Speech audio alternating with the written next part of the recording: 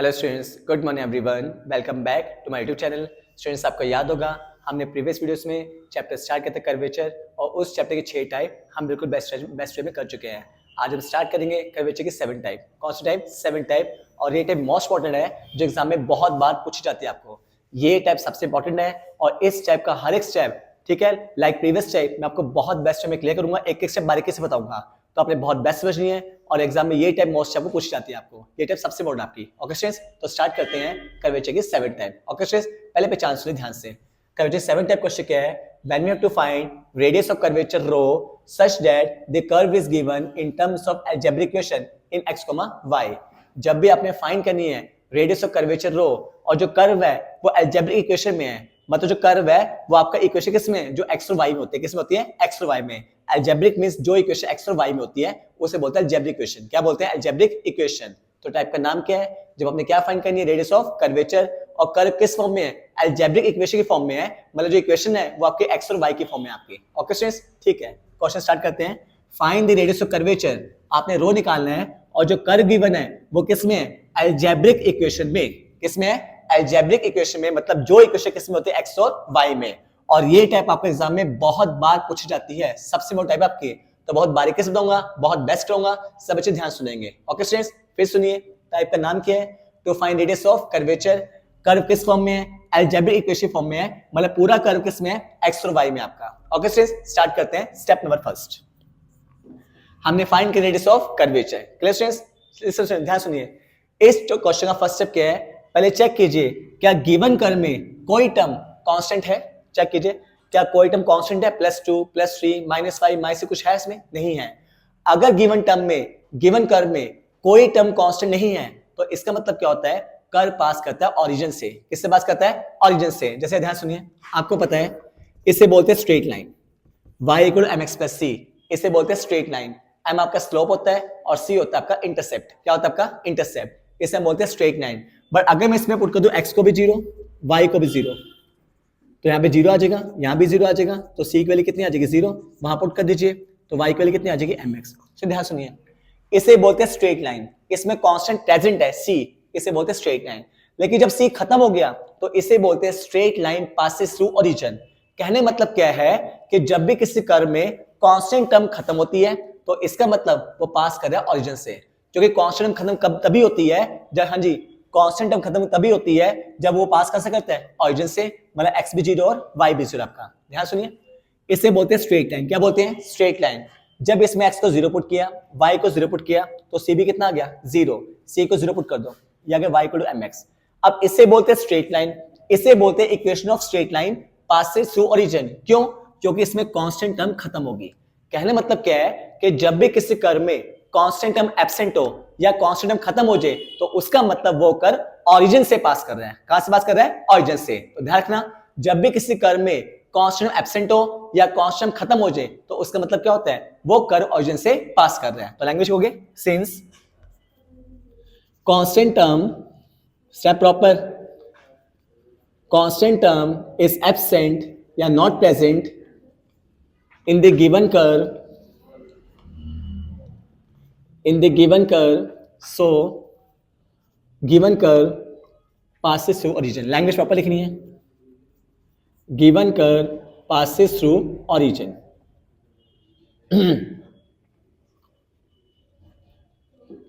given curve passes through origin। तो आपका first step पूरा हो गया आपका। ओके स्टूडेंट्स, तो क्या ध्यान रखना फर्स्ट स्टेप में? जो कर्व गिवन है चेक कीजिए उसमें कांस्टेंट प्रेजेंट है या एब्सेंट है। और कांस्टेंट कैसे आपकी? एब्सेंट। तो गिवन टर्म पास कहां से करेगा? आपका ओरिजिन से।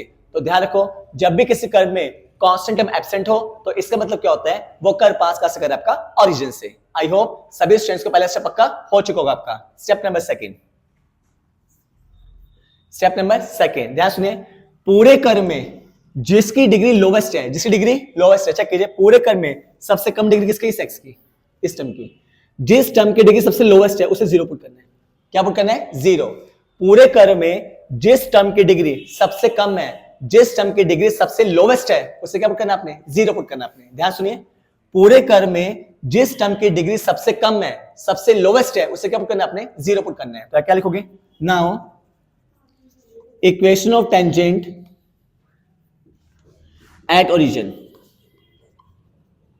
Eight origin. तो पूरे कर्व में जिस टर्म की डिग्री सबसे लोवेस्ट है उसे क्या पुट करोगे? 0। इसकी डिग्री कितनी है? 1, सबसे कम है, इसे क्या पुट कर दोगे? 0। और उसे बोलते हैं equation of tangent at origin. Equation tangent at origin, दोबारा सुनिए, पूरे कर्व में जिस टर्म की डिग्री सबसे कम है उसे क्या पुट कर दोगे? 0। और उसे बोलते हैं equation of tangent at origin. तो हमने क्या लिखा? Equation of tangent at origin is -4x = 0, that is x = 0। तो हम लिख सकते हो put lowest degree term equal to 0। और अच्छा करना चाहो तो ओके स्टूडेंट्स, तो पूरे कर्व में जिस टर्म की डिग्री सबसे लोवेस्ट है, सबसे कम है, उसे 0 पुट कर दोगे, उसे बोलते हैं equation of tangent at origin. हम लिख दिया पे जो लोवेस्ट डिग्री टर्म है उसे क्या पुट कर दिया? 0, उसे बोलते हैं equation of tangent at origin. I hope सभी स्टूडेंट को 2 स्टेप पक्के हो गए, ठीक है। दोबारा रिपीट कीजिए। फर्स्ट स्टेप क्या है? चेक कीजिए क्या गिवन कर्व में कोई टर्म कांस्टेंट है? नहीं है, तो इसका मतलब किसी भी कर्व में कांस्टेंट टर्म एब्सेंट हो उसका मतलब क्या होता है? कर्व पास कहां से कर आपका? ओरिजिन से। ओके स्टूडेंट्स, नेक्स्ट स्टेप, पूरे कर्व में जिस टर्म की डिग्री सबसे कम है, सबसे लोएस्ट है, उसे क्या पुट कर दोगे? 0, उसे बोलते हैं equation of tangent at origin. Okay students, तो यहां से क्या आ गया? x = 0 आ गया आपका। क्लियर है?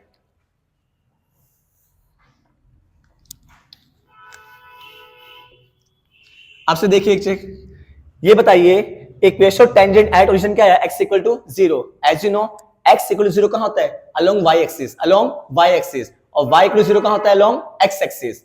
बोला x = 0 अलोंग y एक्सिस, अगर आता y = 0 तो अलोंग x एक्सिस। तो क्या हम x = 0 लिख दे? Along y axis, along y axis, that is ऐसे दोगे। नाउ x = 0, x0 कहां होता है? Along y axis, that is y axis is tangent at origin. ये हो गया स्टेप नंबर सेकंड। हमने क्वेश्चन किया x = 0 कहां होता है? Along y axis. तो चाहे तो x = 0 लिखो, चाहे क्या लिखो? y एक्सिस, एक ही बात है, क्योंकि अलोंग y एक्सिस x क्या होता है? 0। और अगर यहां पे आता y = 0 तो यहां पे क्या लिखते हैं? x एक्सिस, क्योंकि अलोंग x एक्सिस y 0 होता है आपका। तो चाहे ये लिखो चाहे ये लिखो, एक ही बात है, क्योंकि x0 कहां होता है? Along y axis. Okay students, ये आपके 2 स्टेप हो गए आपके। क्लियर है? Step number third. Step number third, अब एक चीज ध्यान सुनिए, अब यूज करें न्यूटन्स मेथड। क्या यूज करने हैं? Newton's method. अब न्यूटन्स मेथड 2 फॉर्मूले दिए हैं। पहला फॉर्मूला क्या है? अगर आपका टेंजेंट ओरिजिन कौन है? y axis. कौन है आपका? y axis. Since y axis is tangent at origin, tangent at origin, so by Newton's method, so by Newton's method, radius of curvature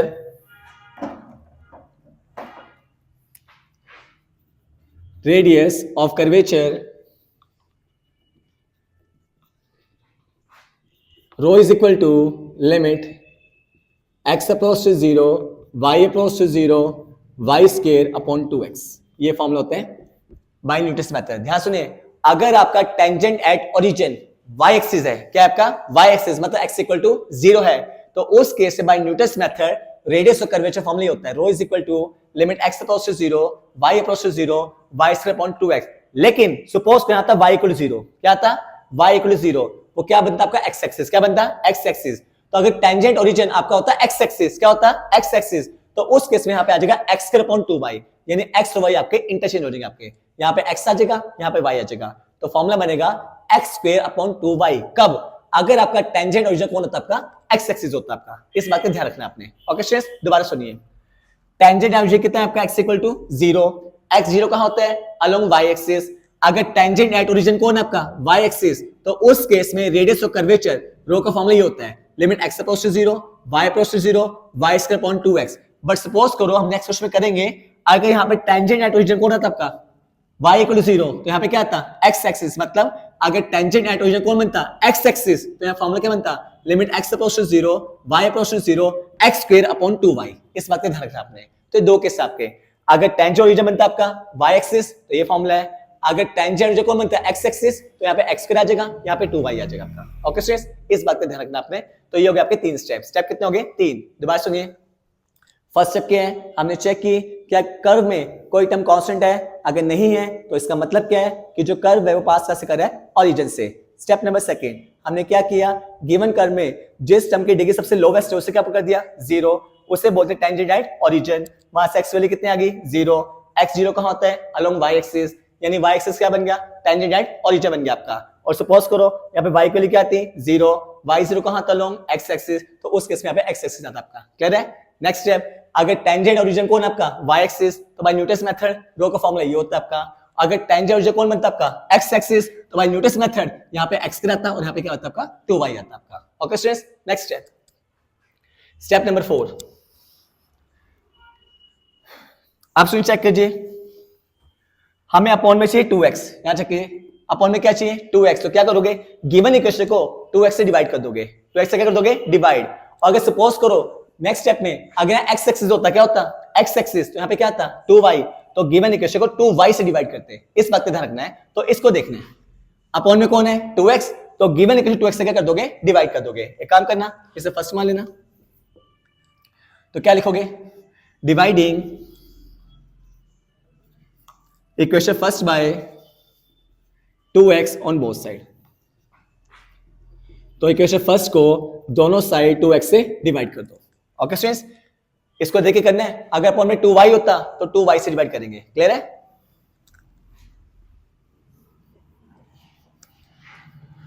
करिए डिवाइड कितना आ जाएगा 2x4 upon 2x plus 4x3y upon 2x plus xy square upon 2x plus 6y cube upon 2x minus 3x square upon 2x minus 2xy upon 2x plus y square upon 2x minus 4x upon 2x, और 0 by something right side में 0 आ जाएगा आपका। तो अपने given equation को क्योंकि फॉर्मूले में y से अपॉन 2x था तो 2x से डिवाइड कर दिया, और नेक्स्ट केस में जब अगर फॉर्मूले x से बाई 2y आ जाए तो 2y से डिवाइड करोगे। ठीक है स्टूडेंट्स, अभी सॉल्व कर लीजिए, जो कटिंग उन्हें कर दीजिए। सो चेक कीजिए, ये 2 से 2 क्या हो जाएगा कैंसिल, एक x भी क्या हो जाएगा कैंसिल, x क्यूब बचेगा, ये 2 into 2 कितना हो जाएगा 4 हो जाएगा, 2 एक x कट जाएगा x स्क्वायर y, यहाँ पे x क्या हो जाएगा कैंसिल, y स्क्वायर बाई 2 बचेगा, यहाँ पे 2 3 6 हो जाएगा। स्टूडेंट्स यहाँ में कैंसिल कीजिए, इसे ऐसे रख दीजिए y क्यूब, ये y क्यूब है अपॉन 2x, यहाँ मैंने कैंसिल नहीं की, माइनस 3/2 एक x क्या हो जाएगा कैंसिल हो जाएगा आपका, उसके बाद माइनस 2x to 2x क्या हो जाएगा कैंसिल हो जाएगा आपका, और यहाँ पे क्या बचेगा y स्क्वायर बाई 2x, और यहाँ पे माइनस 2 बचेगा। ओके स्टूडेंट्स, सो एक चीज ध्यान सुनिए, यहाँ मैंने कैंसिल क्यों नहीं किया है, क्योंकि अभी चेक कीजिए मैंने ऊपर आपको फॉर्मूला लिखवाया था रो का, limit x approach to 0 y approach to 0 y square by 2x, तो जहां जहां y स्क्वायर बाई 2x मिल रहा है उस टर्म को ऐसे छोड़ दिए। देखो मुझे यहाँ पे क्या मिल रहा है y स्क्वायर बाई 2x, और यहाँ मुझे क्या मिल सकता है y स्क्वायर बाई 2x, तो जिस टर्म में आपको y स्क्वायर बाई 2x मिल रहा है उस टर्म को आपने एज इज छोड़ देना, आपने वहां कैंसिल नहीं करनी आपने। देखो यहाँ भी क्या मिल रहा है y स्क्वायर बाई 2x, यहाँ भी क्या मिल सकता है y स्क्वायर बाई 2x, अगर हम एक y को सेपरेट कर देंगे, तो इस बात का ध्यान रखना है, इससे मैंने यहाँ पे कैंसिल नहीं की, कर देते फिर आपको नेक्स्ट टाइम में 2 से डिवाइड 2 से मल्टीप्लाई करना पड़ेगा आपको, इस बात का ध्यान रखना आपको। ओके स्टूडेंट्स, तो फिर कह रहा हूँ जिस टर्म में आपको y स्क्वायर बाई 2x मिल रहा है वहां आपने कांस्टेंट की कैंसिल नहीं करनी है आपने। ओके स्टूडेंट्स, अगर मैं कैंसिल कर देता फिर आपको नेक्स्ट में फिर से 2 से डिवाइड 2 से क्या करना पड़ता मल्टीप्लाई, तो फिर से आपका वही आ जाएगा आपका। तो यहाँ मिल रहा है y स्क्वायर बाई 2x, यहाँ भी क्या मिल सकता है y स्क्वायर बाई 2x, तो यहाँ आपने कैंसिल नहीं करनी कांस्टेंट की, बाकी सब टर्म में कर दिया आपने। ओके स्टूडेंट्स, ठीक है। अब ये बताओ आई होप सभी स्टेप पक्के हो चुके होंगे। एक बार बताइए हमने 2x से डिवाइड क्यों किया, क्योंकि रो के फॉर्मूले में y स्क्वायर बाई 2x है, जो हम केस 2 करेंगे उसमें x स्क्वायर बाई 2y आएगा, तो डिवाइड कैसे करेंगे हम 2y से, और जिस टर्म में y स्क्वायर बाई 2x मिल सकता है उस टर्म को हमने सेपरेट में कांस्टेंट कैंसिल नहीं करने आपने, इस बात का ध्यान रखना आपने। ओके स्टूडेंट्स, अब नेक्स्ट स्टेप क्या होगा, taking limit as x approach to 0, y approach to 0, तो मैं लिमिट लिखिए पूरी टर्म सभी टर्म में, limit x approach to 0 y approach to 0 x cube plus 2x square y plus y square by 2 plus 6, इसे क्या लिखोगे y square by 2x into y। मैंने ये तो कहा था जिस टर्म में आपको y स्क्वायर 2x मिल सकता है उस टर्म में कांस्टेंट कैंसिल नहीं करने आपने।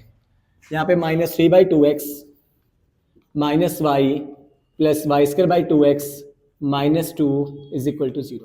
ओके स्टूडेंट्स, सो इन चेक कीजिए जिस टर्म में y स्क्वायर बाई 2x है उसकी लिमिट को अलग से मेंशन करना है, उसकी लिमिट को अलग से मेंशन करना है। बाकी सभी टर्म में जहां जहां x है या फिर y है 0 पुट कर दीजिए। लेकिन जिस टर्म में y²/2x है उसमें अपनी लिमिट को शो करके दिखाना पहले आपने, वहां डायरेक्ट नहीं पुट करना आपने, उस टर्म की लिमिट को आपने अलग से मेंशन करना है। बाकी सभी टर्म में जहां जहां x क्या पुट कर दोगे 0 और जहां y वहां भी क्या पुट कर दोगे 0। चेक कीजिए, x की जगह 0 तो 0 क्यूब, यहां भी 0 स्क्वायर इंटू 0, y की जगह 0 प्लस 6, इसकी लिमिट को अलग से मेंशन कीजिए। Limit x approach to 0, y approach to 0, y²/2x into y, यहां भी 0, यहां भी 0 और यहां भी लिमिट को अलग से मेंशन कीजिए। Limit x approach to 0, y approach to 0, y²/2x और -2। कांस्टेंट लिमिट क्या होती है? कांस्टेंट, क्योंकि यहाँ पे लास्ट टर्म में x1 नहीं है तो कांस्टेंट का कांस्टेंट ही रहेगा आपका। ओके स्टूडेंट्स, तो मैंने क्या किया, जिस टर्म में y²/2x था वहां तो लिमिट को अलग से मेंशन किया और बाकी सभी टर्म में जहां जहां x क्या पुट कर दिया 0 और जहां जहां y क्या पुट कर दिया 0 पुट कर दिया आपने। क्लियर है? तो क्या आ जाएगा, ये भी 0 0 सब 0 हो जाएगा। हाँ जी 6। सो इन चेक कीजिए, ये वैल्यू किसके, रो की, ऊपर चेक लिखा है ना आपको, by Newton's method rho is equal to limit x approach to 0, y approach to 0, y²/2x। ये वैल्यू किसके, रो की, किसकी है, रो की। और साथ से देखो ये वैल्यू रो की है और साथ साथ y की वैल्यू कितनी है, 0 है आपकी, तो क्या आ जाएगा 6 रो इंटू 0। चेक कीजिए, ये वैल्यू रो की है, ऊपर चेक कीजिए फॉर्मूले में, और इंटू में y है और y की वैल्यू कितनी है 0 है, तो रो इंटू 0 आ जाएगा आपका। ये भी 0, ये भी 0, ये वैल्यू फिर से किसके, रो की, -2 इक्वल 0, ये 0 हो जाएगा, तो रो की वैल्यू कितनी आ जाएगी, 2 आ जाएगी। तो radius of curvature at origin rho is equal to 2, ये आपका आंसर आ जाएगा। ओके स्टूडेंट्स, आई होप सभी स्टूडेंट्स को स्टेप की पहचान और पहला क्वेश्चन बिल्कुल बेस्ट पक्का हो चुका होगा। तो एक बार स्टेप बात सुनिए। फर्स्ट स्टेप क्या चेक करना है कि गिवन कर में कांस्टेंट टर्म एब्सेंट है या प्रेजेंट है। अगर एब्सेंट हुई इसका मतलब क्या है, कर पास कहां से कर रहे हैं, ऑरिजिन से। रीजन मैं आपको बता चुका हूं। स्टेप नंबर सेकंड, गिवन कर में जो टर्म लोएस्ट डिग्री की है उसे 0 पुट करना है। क्या पुट करना है, 0, उसे बोलते टेंजेंट एट ओरिजिन। हमारे केस में कौन आया, x इक्वल टू 0। अगर x कितना हो जाए 0, उसे बोलते हैं y एक्सिस। क्या बोलते हैं, y एक्सिस। तो हमारे क्वेश्चन में y एक्सिस क्या बना, टेंजेंट एट ओरिजिन। फिर बता चुका हूं, अगर टेंजेंट एट ओरिजिन कौन बनता है, y एक्सिस, तो बाय न्यूटन्स मेथड रो का फॉर्मूला क्या होता है, limit x approach to 0, y approach to 0, y²/2x। और अगर टेंजेंट एट ओरिजिन कौन बनता है, x एक्सिस, तो रो का फॉर्मूला क्या होता है, limit x approach to 0, y approach to 0, x²/2y। Okay students, फिर इस क्वेश्चन में फॉर्मूला कौन है, y²/2x है, तो गिवन की डिवाइड किससे कर दिया आपने, 2x से, फिर आपने कैंसिल कर दी। बट क्या बताया, जिस टर्म में y²/2x मिलेगा वहां कांस्टेंट कैंसिलिंग नहीं करनी आपने। फिर आपने लिमिट ली, क्या ली, लिमिट। तो जिस टर्म में y²/2x है उनकी लिमिट को अलग से मेंशन करना है। बाकी सभी टर्म में जहां जहां x से क्या पुट कर दोगे 0, y को भी 0 पुट कर दोगे आप लोग। क्लियर है? ये वैल्यू किसकी बन गई, रो की, बट इनटू में कितना है y के लिए कितनी है 0, ये वैल्यू किसकी बन गई, रो की, तो आंसर कितना आ जाएगा, रो की वैल्यू 2 आ जाएगी आपकी। तो radius of curvature at origin कितना आ जाएगा आपका, 2 आ जाएगा आपका आंसर आ जाएगा। ओके स्टूडेंट्स, एक को सॉल्व करते हैं। स्टूडेंट्स आपका नेक्स्ट क्वेश्चन क्या है, हमें क्या गिवन है, कर्व गिवन है, आपने क्या फाइंड किया, radius of curvature at origin. बिल्कुल स्टेप बाय स्टेप जैसे पिछला क्वेश्चन किया था आपने।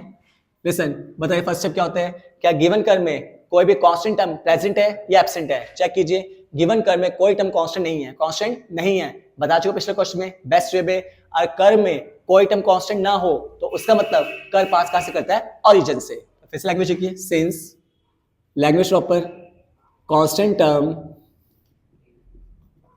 is absent in the given curve, so given curve passes through origin, language proper लिखनी आपने। फिर बताइए नेक्स्ट स्टेप क्या होता है, नाउ टेंजेंट एट ओरिजिन, जैसे पिछला क्वेश्चन किया था, tangent at origin that is, बता चुका हूं, गिवन कर्व में जो टर्म, जिस टर्म की पावर, जिस टर्म की डिग्री सबसे लोवेस्ट होगी उसे 0 पुट करना है। चेक कीजिए, गिवन टर्म में जिस टर्म की डिग्री, ये देखो y की डिग्री कितनी है 1, सबसे लोवेस्ट यही है। यहाँ पे डिग्री 3 है, 3 है, 3 है, 3 है, 2 है, यहाँ पे 2 है, यहाँ पे 2 है, यहाँ डिग्री कितनी है 1 है। तो गिवन कर्व में जिस टर्म की डिग्री सबसे लोवेस्ट उसे क्या पुट करते हैं 0। तो यहाँ पे कौन है, -8y equal to 0, that is y equal to 0। जैसे पिछले क्वेश्चन में क्या था, यहाँ पे क्या हो जाएगा, equate lowest degree term equal to 0। बता दो पिछले क्वेश्चन में कि गिवन कर्व में जिस टर्म की पावर सबसे लोवेस्ट है उसे 0 पुट करना है, उसे बोलते हैं टेंजेंट एट ओरिजिन। अब चेक कीजिए, हाँ जी कितना है, y इक्वल टू 0 बता चुका हूं। y इक्वल टू 0 कहां होता है, अलोंग x एक्सिस। देखो now y equal to 0 that is x axis is tangent at origin. बिल्कुल स्टेप बाय स्टेप जैसे पिछले क्वेश्चन का था। सुन चेक कीजिए, पिछले क्वेश्चन में यहाँ पे था x इक्वल टू 0, तो यहाँ पे था y एक्सिस। क्या था, y एक्सिस। अब पिछले क्वेश्चन में टेंजेंट ऑब्जेक्ट कौन था, y एक्सिस, तो बाय न्यूटन ना फॉर्मूला में क्या था, y स्क्वायर अपॉन 2x। यहाँ पे टेंजेंट ऑब्जेक्ट कौन है आपका, x एक्सिस, बता चुका हूं। अगर टेंजेंट ऑब्जेक्ट कौन है आपका, x एक्सिस, तो बाय न्यूटन ला फॉर्मूला कौन आएगा, x स्क्वायर अपॉन 2y। कौन आएगा, x स्क्वायर अपॉन 2y। ध्यान सुनिए, पिछले क्वेश्चन में टेंजेंट ऑब्जेक्ट कौन आया था आपका, y एक्सिस। कौन आया था, y एक्सिस। तो न्यूटन के फॉर्मूले में यानी रो के फॉर्मूले में y स्क्वायर अपॉन 2x आया था। अब टेंजेंट ऑब्जेक्ट कौन है आपका, x एक्सिस, तो रो के फॉर्मूले में x स्क्वायर अपॉन 2y आएगा आपका। क्लियर है। Next step, so step number 3, so by Newton's method, so by Newton's method radius of curvature rho at origin is equal to limit x approach to 0, y approach to 0, x square upon 2y। ये value किसकी होती है, रो की। लिख देना, rho equal to limit x approach to 0, y approach to 0, x square upon 2y।